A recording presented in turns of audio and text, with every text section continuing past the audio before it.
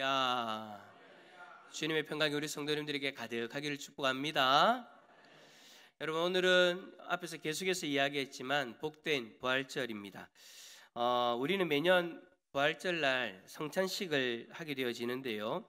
여러분, 성찬식은 우리를 위해 십자가에서 자신의 생명을 내어주신 우리 예수님을 기념하는 날입니다. 여기서 여러분, 기념한다라고 이야기할 때에는 없는 사건을 기념하는 것이 아니죠. 기념이라는 것은 있었던 사건, 역사적 사실을 기반으로 해서 특별한 날 혹은 특별한 그 사건 일을 기념한다라고 우리는 그렇게 이야기를 하는 겁니다. 그런데 우리는 성찬식을 통해서 예수님의 죽으심도 기념하지만 특별히 죽으심으로 끝이 아니다라는 것을 기억하기 위해서 또 부활절도 기념하게 되어지는 거죠.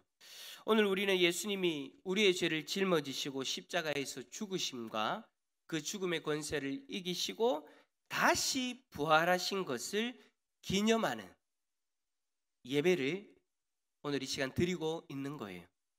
그래요, 우리가 부활절을 기념한다라는 것, 결국 예수님의 부활도 예수님의 죽으심처럼 실제로 일어난 사건이다라는 것을 인정하는 겁니다. 오늘 설교의 제목처럼 역사적 사실이다라는 거죠. 여러분, 사실이라는 이 단어의 뜻이 뭡니까? 실제로 있었던 일이라는 사전적 의미가 있어요. 이 사실을 두 가지로 분류를 해본다면 과학적 사실과 역사적 사실로 구분할 수가 있습니다. 과학적 사실은 뭐냐면 우리가 살아가는 데 있어서 반복적으로 관찰이 가능하고 계량하여 수치로 표현이 가능한 그 사실을 이야기하는 거고요. 역사적 사실이다라는 것은 이미 과거에 한 번 일어난 그 사건을 이야기하는 거예요.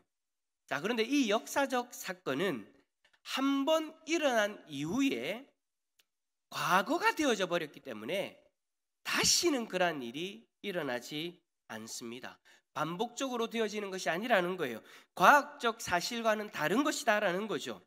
그런데 여러분, 이러한 역사적 사실을 해석하는 방법이 있다라고 이야기하는데, 여러분, 이 역사적 사실을 해석하는 방법은 제가 여러분 임의적으로 만들어낸 것도 아니고 신학자들이 만들어낸 것도 아니고 사회적으로 통용되어서 이야기하는 방법입니다. 역사적 사실을 해석하는 방법, 이것은 어떠한 사건이 사실인지 아닌지 검증하는 방법인데요. 이 방법에는 두 가지가 있습니다. 먼저는 그 역사적 사실을 부정하는 가정을 먼저 하고 그 사건을 풀어가는 거예요. 그러니까 과거에 있었던 일을 없었던 일로 한번 가정해보고 지금 우리에게 일어나고 있는 일들을 해석해보는 거죠. 그 다음으로 하는 방법은 그 역사적 사실을 말하는 증인, 증언, 기록, 유물 등이 일관성이 있는가, 그리고 우리가 받아들이기에 적절한가를 검증하는 겁니다. 이 두 가지 방법을 가지고 역사적인 그 사실에 대해서 해석하는 거예요. 그렇다면 예수님이 부활하신 이 사건, 역사적 사실일까요? 사람이 죽었다가 살아난 일이에요. 그것도 누군가가 살린 것도 아니에요. 도무지 살아날 수 없는 그 상황 속에서 도무지 불가능한 그 일이었기 때문에, 그 불가능한 일이 되어진 것이기 때문에 우리는 반드시 여러분 그 부활의 진위 여부를 확인할 필요가 있습니다. 이 자리에 계신 성도님들 중에는 다 부활을 믿으실 거예요. 그런데 그 믿음이 막연한 믿음인지 아니면 그냥 믿으라고 하도 강요해서 그럼 내가 믿을게, 아무 생각 없이 그냥 내가 믿음으로 받아들일게 라고 생각하는 그런 믿음인지, 아니면 믿기는 하지만 여전히 퀘스천 마크가 붙어있는 믿음인지, 아마 우리가 부활을 받아들이는 믿음이 있다라고는 하지만 아마 다 다른 어떤 모습의 믿음의 모습이진 않을까라는 그런 생각이 들을 거예요. 각자의 믿음의 모습이 좀 다를 수 있다라는 거죠.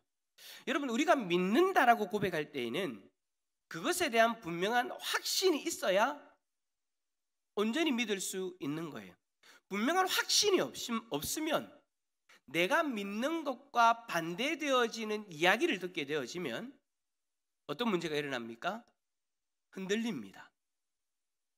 확신이 없으면 반대되어지는 이야기, 좀 논리적이고 세상적으로 합리적인 이야기를 듣게 되어지면 내 안에 확신이 없기 때문에 흔들린단 말이에요. 그러니까 우리가 부활을 믿을 때 부활의 사건이 사실인지 아닌지에 대한 확신이 없다면 불신자들이 이야기를 들을 때마다 어떤 상황에 처할 때마다 모래성 위에 지은 집처럼 그 믿음도 흔들린다라는 거죠.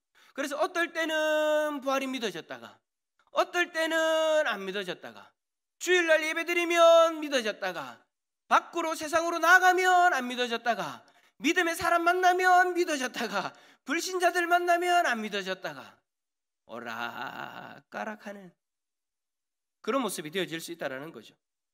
그래서 여러분, 부활이 과연 역사적 사실인가? 한번 여러분 검증해 보는 것 여러분 너무나도 중요한 겁니다. 이것을 검증하고 우리가 부활을 믿을 때, 그러니까 역사적 사실로 우리가 받아들여지면서 부활을 믿을 때, 그때는 막연한 믿음이 아니라 흔들리지 않는 그 확신 가운데의 믿음을 우리는 가질 수 있게 되어지는 거죠. 자, 그렇다면 질문합니다. 예수님의 부활은 역사적 사실일까요? 좋습니다. 네, 여러분, 제가 역사적 사실을 해석하는 방법에서 첫 번째가 뭐라고 이야기했습니까? 그 역사적 사실을 부정하는 가정을 세우고 풀어가야 된다라고 그렇게 이야기를 했죠. 자, 예를 들면 이런 겁니다. 세종대왕이 뭘 만드셨습니까? 많은 것들을 만들었는데 그것 중에 가장 으뜸, 훈민정음을 창제하셨죠. 자, 이것을 이제 역사적 사실을 검증하기 위해, 점검하기 위해서, 검증하기 위해서 그 사실을 한번 부정해 보는 거예요. 세종대왕이 훈민정음을 창제하지 않았어요 라고 부정해 보고, 가정해 보고, 이제 우리가 살아가고 있는 이 시점에서 그것을 가정함으로써 생겨지는 그 문제들을 한번 풀어보는 거죠. 자, 그렇다면 우리는 여러분 몇 가지의 숙제를 풀어야 될까요? 몇 가지의 문제를 봉착하게 되어질까요? 너무나도 많아요. 세종대왕이 한글을 만들지 않았다, 훈민정음을 만들지 않았다라고 그렇게 되어지면 우리가 해결해야 될, 풀어야 될 숙제들이 너무 많아요. 너무 많은 문제들이 생긴다라는 거예요. 조선왕조실록들을 비롯해서 훈민정음과 관련된 어마어마한 그 역사적 자료들, 그 자료들을 다 거부하고 그 자료들이 이야기하는 것을 다 받아들이지 않고 이 역사의 문제를 해결해 나가야 되는 거예요. 그것을 여러분 만약에 우리가 무시한다면, 그 역사적 자료들을 다 무시한다면 우리나라의 역사를 여러분 어떻게 설명할 수 있겠습니까? 훈민정음을 창제한 세종대왕을 인정하지 않으면 지금 우리에게 있는 이 한글과 우리의 역사는 설명이 되지 않아요. 풀어나갈 수가 없다라는 거죠. 그렇게 되어지면 이 역사적 해석 방법에 의해서 세종대왕이 훈민정음을 만들었다라는 것은 받아들여지는 역사적 사실로 인정되어지는 거죠. 만약에 여러분 이순신 장군이 없었다라고 가정해 봅시다. 그것도 마찬가지예요. 풀어야 될 숙제가 너무나도 많아요. 이순신 장군이 한 일이 너무나도 많은데, 그가 세운 공이 너무나도 큰데 그것을 만약에 거부해버린다? 그러면 여러분 우리가 역사적으로 해결하지 못하는 문제들이 너무나도 많은 거예요. 그렇게 되어지면 어떻게 되어지는 거라고요? 이순신 장군도 역사적 사실로 받아들여지는 거죠. 자, 이러한 관점으로 예수님의 부활에 대해서 이야기해 보는 거예요. 자, 만약에 예수님의 부활이 없었다, 역사적 사실이 아니다 라고 가정한다면 우리는 무슨 문제에 부딪히게 되냐면 2000여 년이 넘는 교회의 역사를 설명할 수가 없습니다. 왜냐하면 교회는 그리스도의 부활 위에 세워졌기 때문이에요. 그리스도의 부활로 말미암아 세워진 것이 지금 우리가 함께하는 교회 공동체다라는 거예요. 만약에 여러분 예수님이 죽으심으로 끝났다, 예수님이 십자가에서 죽으신 것으로 끝났다면 여러분, 교회는 절대 세워지지 않습니다. 교회는 절대 세워지지 못했을 거예요. 왜냐? 여러분 잘 생각해 보세요. 예수님이 십자가에 달리시기 위하여 잡히셨을 때 교회를 세웠던 제자들, 그들은 다 어떻게 했습니까? 예수님이 죽으시는 그 상황 속에서 제자들 대부분 다 도망갔어요. 예수님을 쫓았던 무리들 다 도망갔어요. 몇몇만 그 십자가 밑에서 죽으시는 예수님을 바라보면서 슬퍼하고 걱정하였죠. 그러나 그 이후에도 예수님이 부활하시는 그 사건 일어나기 전에는 제자들이 다 숨어 있었어요. 왜요? 나도 죽을 수 있으니까. 예수님이 죽으심으로 끝났다면 교회는 세워지지 않았어요. 교회를 세웠던 그 사람들이 다 숨어 지내고 다 도망 다녔기 때문에 결단코 교회는 이 땅에 세워지지 않았을 거예요. 여러분, 당시에 사울을 비롯해서 열심히 있는 유대인들은요, 예수를 믿었던 자의 집들을 다 찾아다니면서 잡았습니다. 그들을 잡아가지고 죽였습니다. 다시 돌이켜라. 다시 예수를 저버리고 다시 유대교의 그 길로 들어와라. 그렇지 않으면 다 죽는 거예요. 그 고통이 너무나도, 그 두려움이 너무나도 컸기 때문에 제자들을 비롯해서 예수님을 쫓아다녔던 무리들은 다 숨어 지냈어요. 예수님이 죽으시고 나서 예수님의 제자들은 더 이상 소망이 없는 사람들이었어요. 왜냐하면 예수님에게 자기의 모든 인생을 다 걸었거든. 자기의 모든 것을 다 걸었는데 그 예수님이 십자가에서 험하게 죽어버렸잖아요. 그들이 볼 때, 세상 사람들이 볼 때, 제자들이 볼 때 예수님이 험하게 십자가에서 그냥 죽으셨잖아요. 십자가에 달릴 때 놀라운 기적이 일어난 것도 아니에요. 십자가를 꺾고 그 자리에서 다시 땅으로 내려오신 것도 아니에요. 그냥 사람들이 볼 때에는 허무한 죽음이었어요. 자기의 인생을 그에게 다 걸었는데 허무하게 죽어버리는 그 예수님을 바라보면서 얼마나 마음에 여러분 상심이 컸겠습니까? 그런 상태였던 제자들이 교회를 아무 일도 없었다는 듯이 세운다? 예수님이 죽으심만 보았던 그 제자들이 갑자기 집에서 나오기 시작하더니 흩어져서 예수님을 전하고 교회를 세웠다? 여러분, 이거는 있을 수가 없는 거예요. 그것도 여러분, 교회를 세웠던 그들이 어떤 모습으로 교회를 세웠습니까? 목숨 걸고 세웠어요. 자기의 인생을 다 걸었던 그분이 십자가에서 허무하게 죽었는데 그분을 위해서 어떻게 또 목숨을 겁니까? 이거는 여러분 있을 수가 없다라는 거예요. 그들은 누군가로부터 예수님이 부활하셨다는 소식을 들었기 때문에 교회를 세운 것도 아닙니다. 그렇다 카더라는 소식을 듣고 도무지 여러분 교회를 세울 수 없는 환경이었어요. 자신들이 그 역사의 현장에서 부활하신 예수님을 만나는 그 놀라운 일을 경험했기 때문에, 그리고 부활하신 예수님을 통해서 또 다른 가르침들을 받았기 때문에, 그들의 사명을 받았기 때문에 그들은 교회를 세울 수 있었던 거죠. 사실 여러분, 교회 역사에서 부활을 빼버리면은요, 교회 역사는 설명할 수가 없는 거예요. 교회의 모든 역사가 그렇습니다. 예수님이 십자가에서 죽으심으로 끝이었다면 교회는 세워지지 않았다라는 거예요. 교회는 철저하게 부활의 사건을 통해서 세워진 공동체이기 때문에 이 부활 사건을 부정해버리면 지금 전 세계에 세워진 이 교회의 역사를 설명할 수 없는 거예요. 불가능하다라는 거죠. 그렇기 때문에 우리는 그 부활의 사건을 역사적 사실이다라고 이야기를 할 수 있는 겁니다. 그리고 여러분, 두 번째로 역사적 사실을 검증하는 두 번째 방법, 그 사실에 대한 증언이나 기록, 그리고 고고학적 윤물들이 일관성을 갖추고 있냐라는 것을 검증하는 것이라고 했죠. 자, 앞에서 예를 들었던 세종대왕이나 이순신 장군에 관한 것도 마찬가지예요. 우리가 그분들이 존재했고 그분들이 이루신 업적을 사실로 받아들이는 결정적인 이유들은 그분들에 대한 증언, 기록, 그리고 고고학적 유물들이 일관성을 갖추고 이야기하고 있기 때문에 그것을 우리는 역사적 사실로 받아들이는 거잖아요. 그렇다면 부활은 어떻습니까? 예수님의 부활에 대한 그 증언이요, 이제 발음이 잘안돼. 증언이요, 차고 넘칩니다. 차고 넘칩니다. 자, 오늘 말씀을 보세요. 바울은요, 예수님이 죽으시고 나서 사흘 만에 다시 살아나셔서 게바, 즉 베드로에게도 보이시고 12제자에게 보이시고 500여 형제들에게 일시에 보이셨다.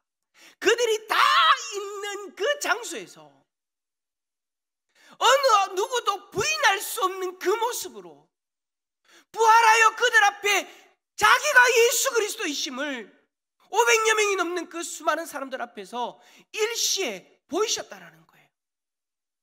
그 중에 대부분이, 바울은 이야기합니다, 고린도 전서를 기록할 때 그 당시에 대부분이 살아있었다. 여러분, 무슨 말입니까? 그들이 살아있었다라는 말은 무슨 말을 이야기하는 거예요? 그들이 살아서 그 사건을 뭐하고 있다? 증언하고 있다. 그들이 두 눈으로 본 예수 그리스도, 그들의 몸으로 경험한 예수 그리스도, 그 예수 그리스도를 증언하고 있다.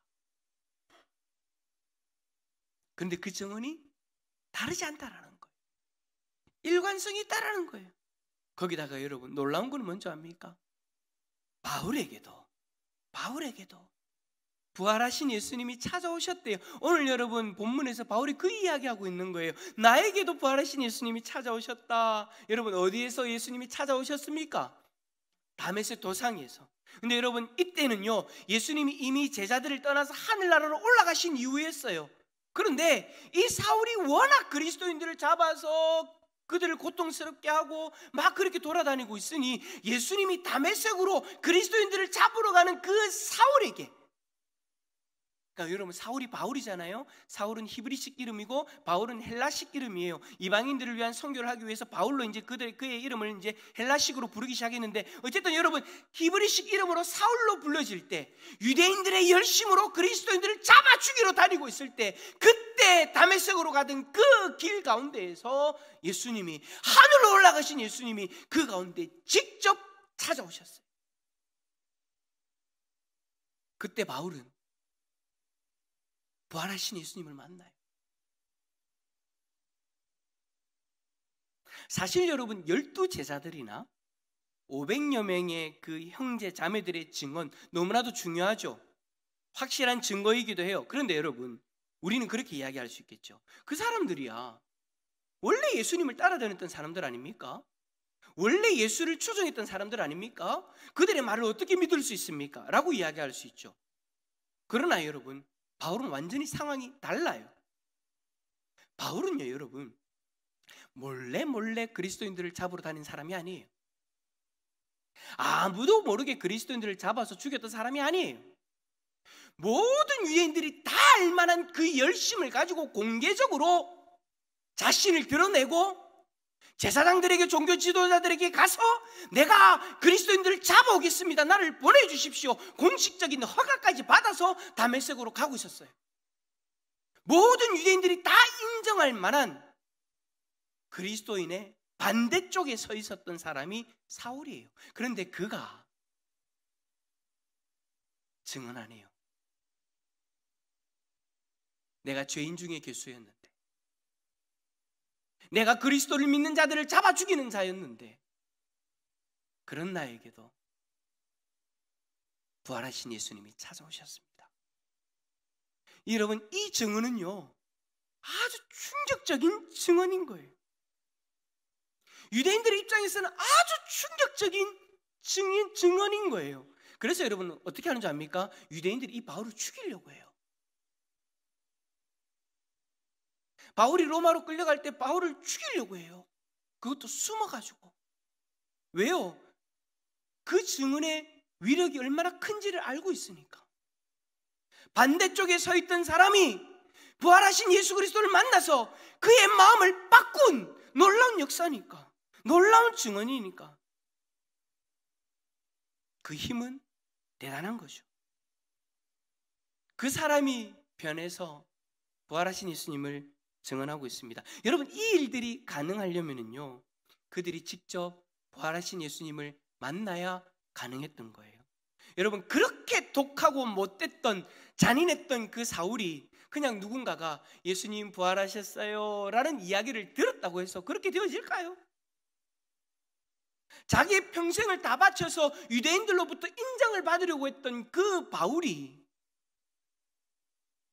그리스도인들에게 뭐 얻을 거 있다고, 자기가 지금까지 쌓아온 그 모든 것을 다 무너뜨리고 반대의 위치에 서겠습니까? 그가 부활하신 예수 그리스도를 만났기 때문인 거예요. 할렐루야. 그래, 여러분, 예수님의 부활을 직접 경험한 이들의 증언은 제자들과 500여 형제들 그리고 바울까지 차고 넘칩니다. 뿐만 아니라 예수님의 무덤을 지켰던 이들의 증인들도 있죠. 그리고 그들의 증언이 거짓이 아니라는 증거도 있습니다. 무엇일까요? 바로 그들의 삶이죠. 그들은 부활의 증인으로 이 세상에 살면서 결단코 타협하지 않았습니다. 심지어 자신의 목숨과도 관련되어져서 있을 때 자기가 죽을 수도 있는 그 상황 가운데서 부활을 부인하지 않았습니다. 부활을 전하였습니다. 가룟 유다를 제외한 예수님의 제자들은 거의 대부분이 순교했어요. 학자들이 여러 역사의 자료들과 전승을 검토해 보았을 때에 요한만이 노안으로 죽었고 그 외에는 다 순교하였다라고 말합니다. 베드로는 어떻게 되어졌습니까? 로마에서 거꾸로 십자가에 못 박혀 죽었고요. 세베대의 아들 야고보는 헤롯 아그리파 1세에 의해서 참수형을 당합니다. 안드레는 터키에서 십자가에 못 박혀 죽을 때까지 설교를 했다라고 하고요. 바돌로메는 인도와 아르메니아에서 설교를 하다가 산채로 벗겨져 참수형을 당했다라고 이야기합니다. 마태는 에티오피아에서 설교를 하다가 지금의 이란의 그 땅에서 칼에 맞아 순교했고요. 도마는 인도에서 설교하다가 창에 맞아 순교했고요. 알페오의 아들 야고보는 시리아에서 돌에 맞아 죽었고요. 다데오는 터키에서 설교를 하다가 화살에 맞아 순교했습니다. 시몬은 이집트에서 설교하다가 순교했습니다. 무엇을 설교했습니까? 우리를 위하여 이 땅에 오신 예수 그리스도, 그가 십자가에서 죽으시고 부활하셨습니다. 그가 우리의 구원자이십니다. 그 복음의 메시지를 전하다가 순교한 거예요. 그들이 부활하신 예수님을 만나지 않았다면 그들은 이룰 수가 없어요. 부활하신 예수님을 만나기 전에는 자신의 목숨을 구하려고 숨어 지냈던 사람들인데 어떻게 갑자기 자기의 목숨을 내어놓고 부활하신 예수님을 전할 수 있습니까? 뿐만 아니라 500여 형제들도 마찬가지고 바울도 여러분 로마 네로 황제 때 참수되었다라고 이야기합니다. 그들은 목숨을 내어놓고 부활을 증언했습니다. 예수님은 우리의 죄를 위해 죽으시고 부활하셨다라고요. 부활하신 예수님을 만나기 전에는 도망다녔던 그들이, 예수님을 거부했던 그들이, 예수님을 핍박하는 이들을 피해 다녔던 그들이 이제는 예수님을 만나고 나서부터, 부활하신 예수님을 실제로 경험하고 나서부터는 죽음을 두려워하지 않고 부활을 전하는 삶이 되어진 거예요. 이러한 이들의 삶은요, 결국 그들이 전하는 그 말이 사실이다라는 것을 우리에게 이야기해 주는 거잖아요. 자신의 생명을 내어놓고 증언하는 것은요, 그만큼 그 말이 진심이라는 그런 말인 거잖아요. 여러분, 만약 여러분이 누군가에게 거짓말을 할 때 그 거짓말로 인해서 죽게 되어질 수 있다는 것을 알게 되어지면 여러분 끝까지 그 거짓말 고소하실 겁니까? 내 자존심 때문에 끝까지 거짓말할래? 내가 죽어도 돼? 아니요, 여러분. 진실이 아니라 거짓을 이야기할 때는 자기의 목숨을 내어놓을 수 없습니다. 속이려고 했는데 속지 않아요, 상대방이. 그런데 상대방이 내 거짓을 알고 나의 중요한 것, 아니 내 생명까지 위협한다면 누가 여러분 그 거짓을 계속해서 고집할 수 있겠습니까? 부활하신 예수님을 보지도 못했다라고 치봅시다. 그 거짓 증언 때문에 죽게 되었을 때 어떻게 한결같이 자신의 목숨을 내어놓을 수 있을까요? 그들이 전했던 부활이 사실이다라는 그 말 외에는 이것을 밝혀낼 수는 없는 거예요. 그리고 여러분, 부활에 대한 기록도 확실하죠. 바로 우리에게 남겨진 신약 성서가 그렇습니다. 신약 성서에는 여러분 한 명이 기록한 것이 아니에요. 한 명이 상상력을 발휘하면서 기록한 것이 아니에요. 여러 명이 기록한 거예요. 그런데도 불구하고 이 기록의 일관성은 너무나도 확실합니다. 물론 사건을 기록한 이들의 시점에 따라서 기록되어진 내용이 차이는 있을 수 있지만 그 내용들은 서로 보완적인 것이지 다른 것이 아니에요. 그리고 이러한 검증들을 통해서 우리는 예수님의 부활이 역사적 사실이라는 것을 확신하게 됩니다. 여러분이 가지고 있는 그 부활에 대한 믿음은 누군가가 강요해서 억지로 믿는 그 믿음도 아니고요, 그냥 믿어보자라는 식으로 갖게 되어지는 막연한 믿음도 아니고요, 예수님의 부활은 역사적 사실이므로 분명한 일어난 그 사실을 확신한 믿음인 거예요. 그 믿음이 되어져야 되는 거예요.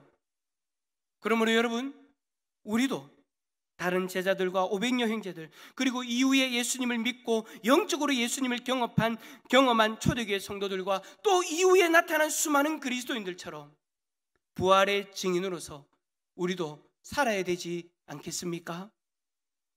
우리는 부활하신 예수님을 육체의 눈으로 보지도 못하였고 손으로 만져도 보지도 못했습니다. 하지만 예수님이 도마에게 말씀하셨던 것처럼 보지 못하고 믿는 자들은 복되도다라고 말씀하신 그 복된 자들로서 오늘 이 자리에 우리는 있는 거예요.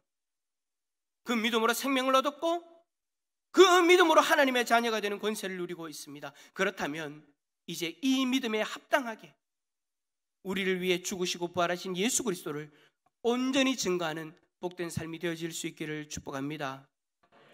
이러한 삶을 살아갈 수 있다면 오늘 이제 우리가 거행하게 되어지는 성찬식 가운데에도 풍성한 은혜를 누릴 수 있는 거예요.